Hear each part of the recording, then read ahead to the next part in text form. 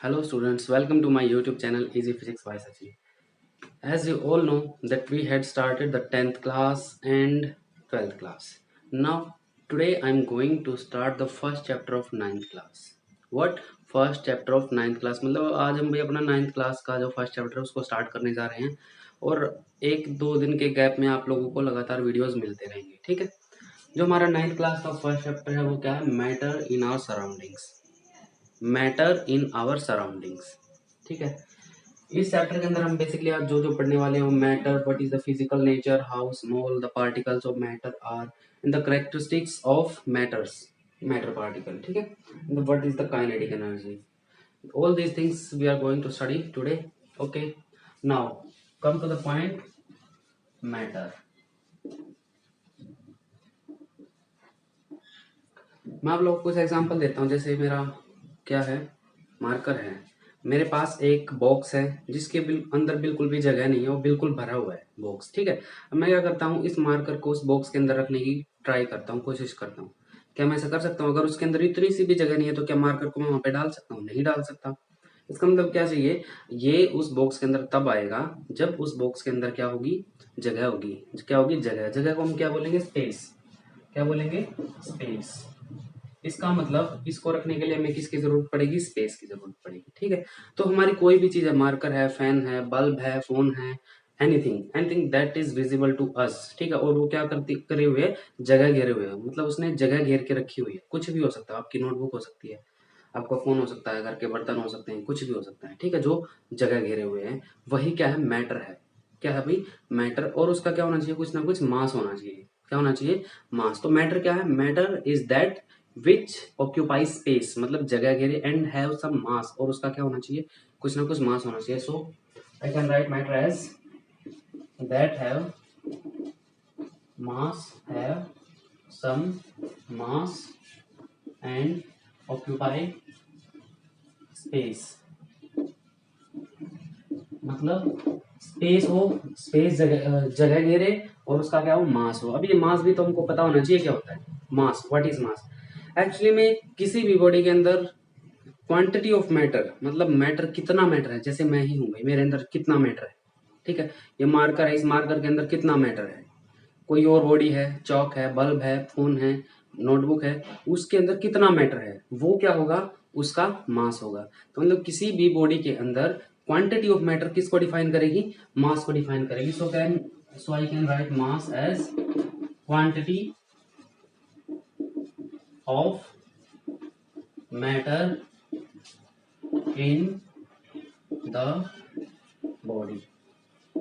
किसी भी बॉडी के अंदर जो हमारी क्वांटिटी होगी मैटर की, वो क्या होगा?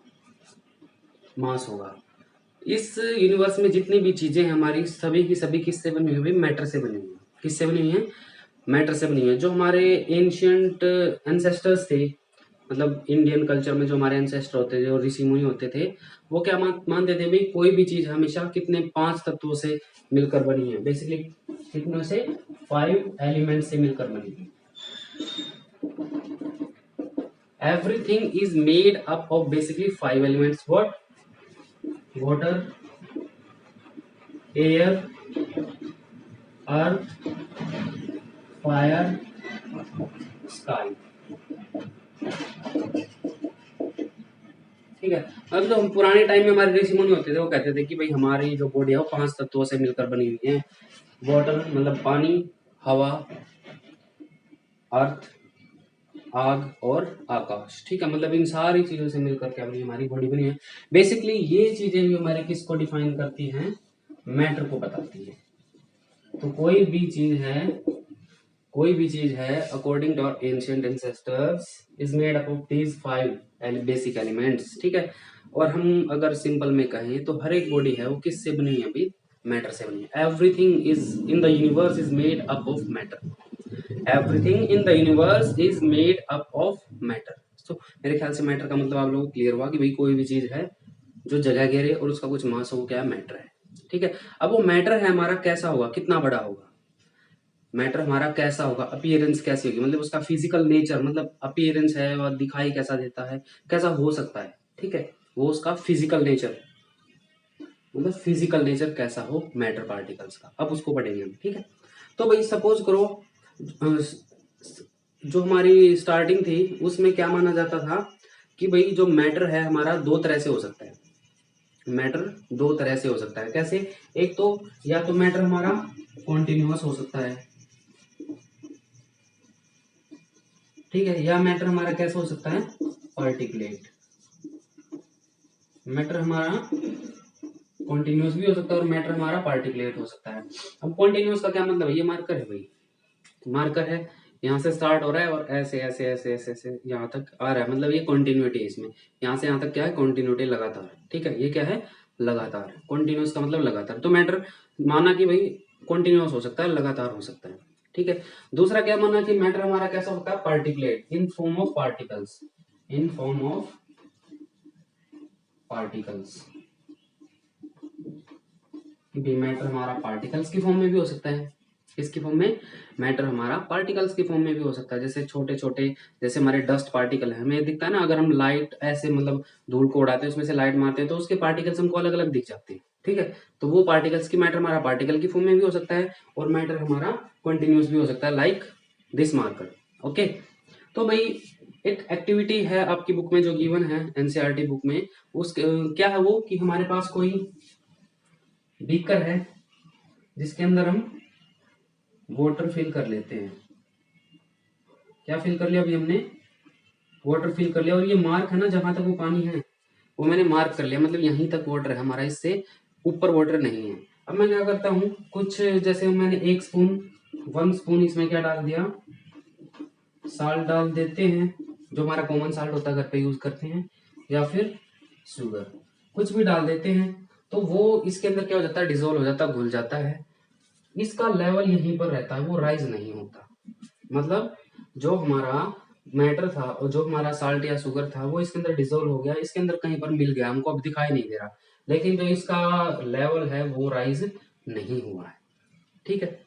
अब इस टाइप की एक्टिविटी को समझने के लिए हमें जो मैटर का नेचर मानना पड़ेगा ना, वो कैसा होगा? पार्टिकल का नेचर, ठीक है। कैसा? पार्टिकल्स का। तो बेसिकली जो मैटर को माना जाता है वो किसकी फॉर्म में माना जाता है? पार्टिकल्स की फॉर्म में, ऐसे ऐसे बहुत सारे पार्टिकल्स, ठीक है, जिनका साइज क्या है? कुछ कोई किसी किसी सब्सटेंस के मैटर का साइज बड़ा हो सकता है, किसी सब्सटेंस के मैटर का साइज छोटा हो सकता है, ठीक है। जैसे अगर हम मैटर कंसीडर करें, जैसे साल्ट है, उसके जो छोटे छोटे से दाने होते हैं, क्रिस्टल्स होते हैं, ठीक है। ऐसे ही शुगर है, शुगर के उससे थोड़े से बड़े होते हैं। एक्चुअल में जो एक उनका क्रिस्टल है, एक दाना है ना, उसमें भी बहुत सारे छोटे छोटे पार्टिकल से मिलकर बना हुआ है। क्या है? छोटे छोटे पार्टिकल से मिलकर बना। आगे जैसे हम पढ़ते जाएंगे आप लोग क्लियर होता जाएगा, ठीक है। तो बेसिकली हम मैटर को क्या मानेंगे? पार्टिकल्स की फॉर्म में मानने वाले हैं। किसकी फॉर्म में? पार्टिकल्स की फॉर्म में, क्लियर है। अब आते हैं भाई, how small are these particles, मतलब मैटर है वो कितना स्मॉल होता है, कितना छोटा होता है, उसको देखेंगे, ठीक है। सपोज करो हम क्या करते हैं, तो students how small are the matter, कि मैटर हमारा कितना स्मॉल हो सकता है। सपोज करो हमारे पास KMnO4 है, KMnO4, इसका नाम है भाई पोटासियम परमैंगनेट। क्या नाम है? पोटासियम परमैंगनेट, ठीक है, पोटासियम परमैंगनेट, ठीक है, ये इसका नाम है। हम क्या करते हैं, 100 ml वाटर ले लेते हैं। क्या ले लेते हैं? 100 ml वाटर ले लेते हैं, और इसके कुछ क्रिस्टल्स, क्रिस्टल्स मतलब भाई इसके जो थोड़ा सा रेडिश पर्पल कलर के इसके क्रिस्टल होते हैं, दाने से होते हैं, उसको हम क्या करते हैं, इसमें डाल देते हैं, ठीक है। 100 ml वाटर में कितना है ये? 100 ml। अब हम क्या देखते हैं भाई, इसका कलर चेंज हो जाता है, पिंक पिंक कलर आ जाता है इसमें। कैसा कलर आ जाता है? पिंक, पर्पल पिंक, इस टाइप का कलर आ जाता है इसमें, ठीक है। इसका कलर चेंज हो गया। अब जो हमारा KMnO4 है उसके सिर्फ 1 या 2 क्रिस्टल से इसका जो वाटर का पूरा कलर क्या हो गया? चेंज हो गया, ठीक है। अब हम क्या करते हैं, इसमें से 90 ml वाटर, मतलब हम क्या करते हैं 10 ml वाटर हमने इसमें से निकाल लिया, 10 ml, ठीक है, 10 ml इसमें से निकाला, और दूसरी बकेट में हमने क्या ले लिया? 90 ml वाटर ले लिया। इसमें कितना है? 90 ml। अब इसको मिलाकर यहाँ पर भी कितना हो गया? 90 प्लस 10 100 हो गया। इसमें भी कितना हो गया, 100 हो गया, क्योंकि हमने 10 इसमें से निकाल के इसमें डाल दिया, इसमें पहले 90 लिया था। अब हम क्या देखते हैं, इसका कलर है, पहले 90 ml का मतलब नॉर्मल वाटर था, जैसे ही 10 ml इसमें से डाला इसका कलर भी चेंज हो गया, बट इसका थोड़ा डार्क है, इसका थोड़ा सा कम कम डार्क है, मतलब ये थोड़ा सा फीका है, ये थोड़ा सा गाढ़ा है कलर में, ठीक है। अब मैं फिर इसमें से 10 ml वाटर निकाल लेता हूँ,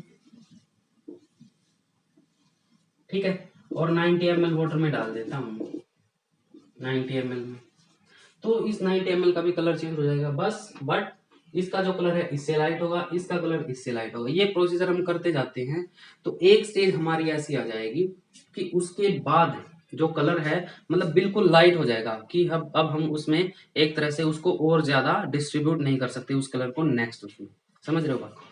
ये इसको जैसे जैसे हम डालते जाएंगे लास्ट में कलर इतना लाइट हो जाएगा, हल्का हो जाएगा, कि अब उसको हम फर्दर और वाटर को हम उसकी हेल्प से कलर्ड नहीं कर पाएंगे, समझ रहे हो? उसकी हेल्प से हम फर्दर और वाटर को कलर्ड नहीं कर पाएंगे। मेरे ख्याल से बात समझ में आ गई होगी। तो भाई यही बात है हमारी से मैटर के साथ भी, हम मैटर को ब्रेक करने लग जाएंगे। मान लो हमारे पास एक ईंट है, ब्रिक है, मैं उसको तोड़ने लग जाऊं तो पहले 2 उसमें ब्रेक कर देता हूँ, फिर 4 में कर देता हूँ, फिर 8 में, फिर 16 में, फिर 32 में, फिर 64, मैं उसको तोड़ते जाता हूँ लगातार। मैं क्या कर रहा हूँ, उसको ब्रेक करते हुए जाता हूँ। एक स्टेज ऐसी आ जाएगी कि उसके बाद उसको ब्रेक करना पॉसिबल नहीं होगा, समझे बात को?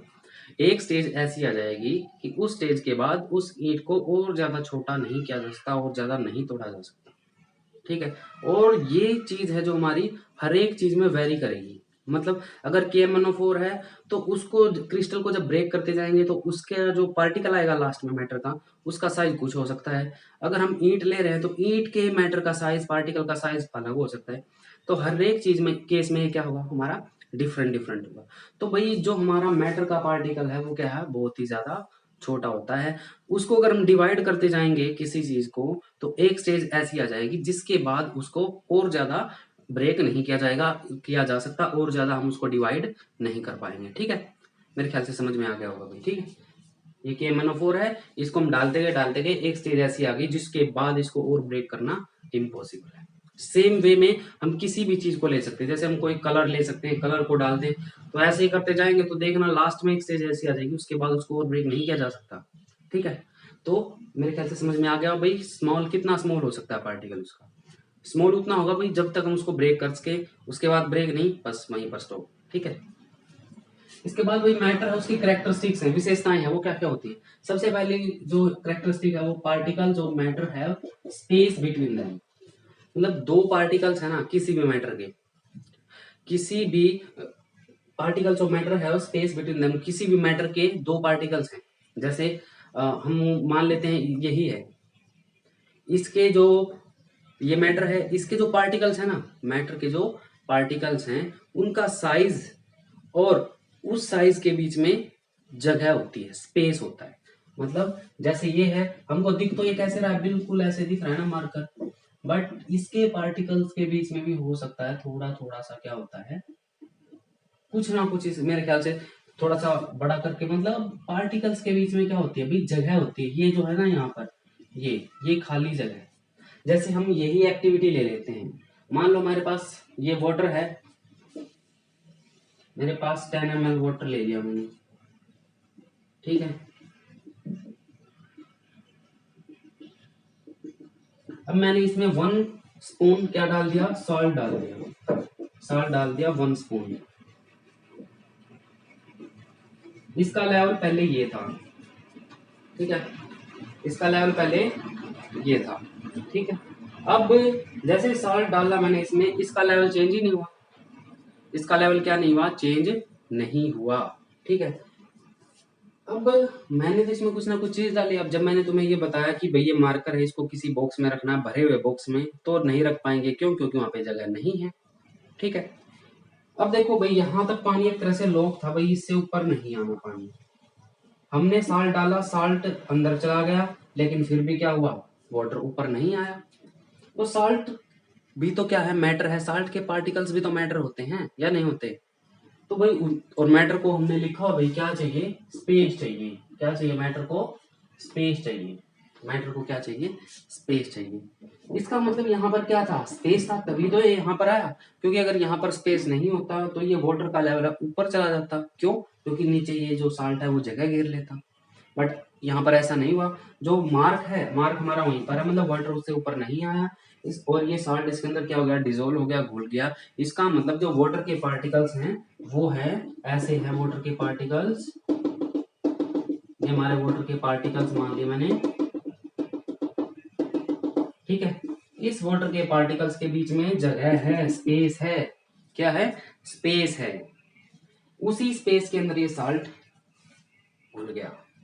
मतलब एक तरह से जो एम्प्टी स्पेस था वाटर के मॉलिक्यूल्स के बीच में, उसको किसने ऑक्यूपाई कर लिया, उसको इस साल्ट ने ऑक्यूपाई कर लिया। Got it. तो हम क्या कह सकते हैं, जो मैटर के पार्टिकल्स हैं उनके बीच में क्या होता है, स्पेस होता है। उनके बीच में क्या होता है भाई, स्पेस होता है। मेरे ख्याल से समझ में आ गया होगा, ठीक है। ऐसे हम सेम काम शुगर के साथ कर सकते हैं, ठीक है। नेक्स्ट है particles of matter are in continuously random motion. Continuously motion लिख लेते हैं, रैंडम को फिर समझ लेंगे, वैसे बताया होगा मैंने तुमको 7th क्लास में, ठीक है। कंटिन्यूअसली मोशन में होते हैं भाई, किस में होते हैं, मोशन में। मोशन का क्या मतलब है कि भाई लगातार अपनी पोजीशन को क्या करते रहते हैं, वो चेंज करते रहते हैं। पार्टिकल्स हैं मैटर के, वो क्या करते रहते हैं, अपनी पोजीशन को चेंज करते रहते हैं। सपोज करो, हाँ यही था हमारा KMnO4 वाला। हमने क्या किया, KMnO4 के क्रिस्टल इसके अंदर डाल दिए। अब जैसे यहाँ पर आया क्रिस्टल, यहाँ से कलर क्या हो गया, उसका चेंज होने लग गया। धीरे धीरे धीरे धीरे वो कलर क्या हो गया, सारों में फैल गया। इसका मतलब KMnO4 था, जो KMnO4 उसके क्रिस्टल यहाँ से मूव करके हर जगह पर चले गए। हर जगह पर क्या हो गए, चले गए, ठीक है। इसका मतलब क्या हो, मूव कर रहे हैं। अब तुम्हारे पास अगरबत्ती है, क्या है, अगरबत्ती है। तुमने उसको अभी तक बर्न नहीं किया, ऐसे थोड़ा सा उसके क्लोज जाकर उसको स्मेल करोगे, सूंघोगे तो उसकी स्मेल आएगी, आएगी, ठीक है। क्यों आई भाई, अब मैं उसको बर्न कर देता हूँ। बर्न कर दिया मैंने, कोने में रख दिया, कोने से यहाँ पर भी स्मेल आ रही है। क्यों आई, क्योंकि एक्चुअल में उसके पार्टिकल्स ट्रेवल करके, मूव करके हमारे तक पहुंच रहे, हमारी नोज तक पहुंच रहे, इसलिए हम उसको स्मेल कर पा रहे हैं। अगर उसके पार्टिकल्स मूव नहीं कर रहे होते तो हम उसको स्मेल भी नहीं कर पाते। So we can say that particles of matter हमारे किस में होते हैं, मोशन में होते हैं। और कैसा मोशन होता है, वो भी रैंडम। रैंडम का मतलब है भाई जिस मोशन की कोई फिक्स डायरेक्शन नहीं होती, कभी इधर कभी इधर कभी इधर, मतलब किसी भी डायरेक्शन में वो जा सकता है, वो होता है हमारा रैंडम मोशन। तो जो मैटर के पार्टिकल्स है वो रैंडम मोशन में होते हैं। किस में होते हैं, रैंडम मोशन में होते हैं। मेरे ख्याल से क्लियर बात हुई। अब देखो भाई, जब मैंने अगरबत्ती थी जो हमारी धूप है, उसको बर्न नहीं किया है, तो मैं उसको यहाँ से स्मेल कर रहा हूँ, थोड़ा सा दूर कर देता हूँ उसको तो स्मेल नहीं आएगी, तो स्मेल नहीं आती। अब इसका क्या रीजन, अब मैंने उसको बर्न कर दिया, बर्न करने से क्या हुआ, बर्न करने से दूर से भी उसकी स्मेल मेरे पास आ गई। जब बर्न नहीं है तो इतनी दूर करने से भी स्मेल नहीं आ रही, लेकिन जब बर्न है तो दूर से भी स्मेल आ रही है। इसका मतलब क्या हुआ, जैसे हमने उसको बर्न किया, उसके जो पार्टिकल्स हैं उनकी स्पीड बढ़ गई। उनके जो पार्टिकल्स हैं उसकी स्पीड क्या हो जाती है, बढ़ जाती है, ठीक है। इसका मतलब उनकी क्या बढ़ जाती है, काइनेटिक एनर्जी बढ़ जाती है। अब एनर्जी क्या होती है, बता सकते हो, वैसे तो पता है ना भाई, एनर्जी खत्म हो गई सर, इसकी एनर्जी डाउन है आज, ठीक है। एनर्जी बोल तो देते हो, है क्या energy, energy is the capacity of doing work. क्या, कैपेसिटी ऑफ डूइंग वर्क, मतलब काम करने की जो क्षमता होती है वो क्या होती है, energy. Capacity of doing work, capacity of doing work, ठीक है। और काइनेटिक एनर्जी से क्या मतलब है, काइनेटिक एनर्जी, देखो भाई यहाँ पर काइनेटिक का मतलब स्पीड से है, किससे है, स्पीड से।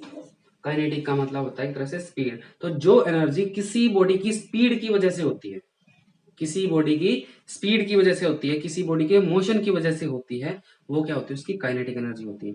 अगर मान लो ये एक जगह पर ऐसे है, ठीक है, ऐसे ये मूव नहीं कर रही, तो इसकी पोजीशन है ना, ये इस पर्टिकुलर पोजीशन की वजह से इसकी जो एनर्जी होती है वो होती है पोटेंशियल एनर्जी। क्या होती है, पोटेंशियल एनर्जी। आज हायर क्लासेस में पढ़ोगे डिटेल में।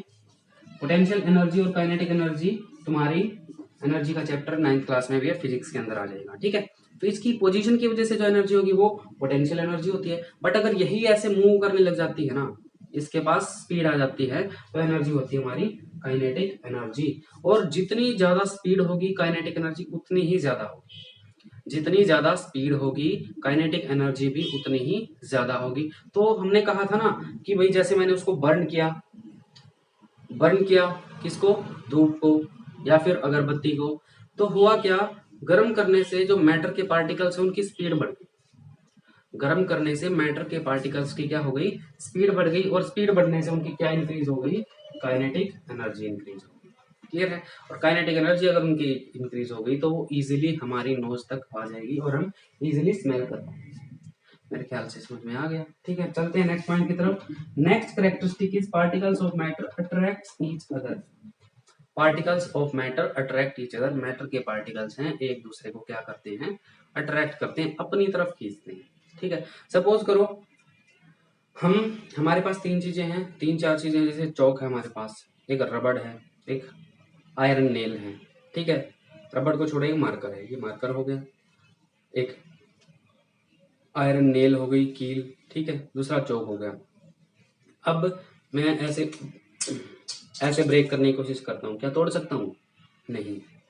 आयरन नेल को तोड़ सकता हूँ, आयरन नेल को नहीं तोड़ पाऊंगा। ठीक है, इसको चाहे तोड़ भी दो थोड़ा ज्यादा फोर्स लगाकर, ठीक है, और जिसमें भाई ज्यादा ताकत हो वो तोड़ सकता है। ठीक, एक चाक है, चाक को मैंने ऐसे किया, टूट गया। अब हुआ क्या, देखो तीन सिचुएशन है, तीनों के अंदर हमको फोर्स लगाना पड़ रहा है, किस लिए, ब्रेक करने के लिए। अगर मैं हैमर हथौड़ा मारता हूँ आयरन नेल पे, हो सकता है भाई वो टूट सकती है, भाई टूट जाए।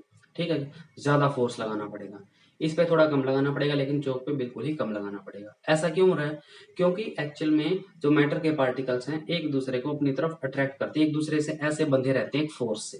ठीक है, इनको हम इंटरमोलिकुलर फोर्सेस बोलते हैं। हायर क्लासेस में 11th क्लास में आप लोग पढ़ोगे। ठीक है, सभी मैटर के पार्टिकल्स किससे जुड़े होते हैं, इंटरमोलिकुलर फोर्सेस से। यहाँ पे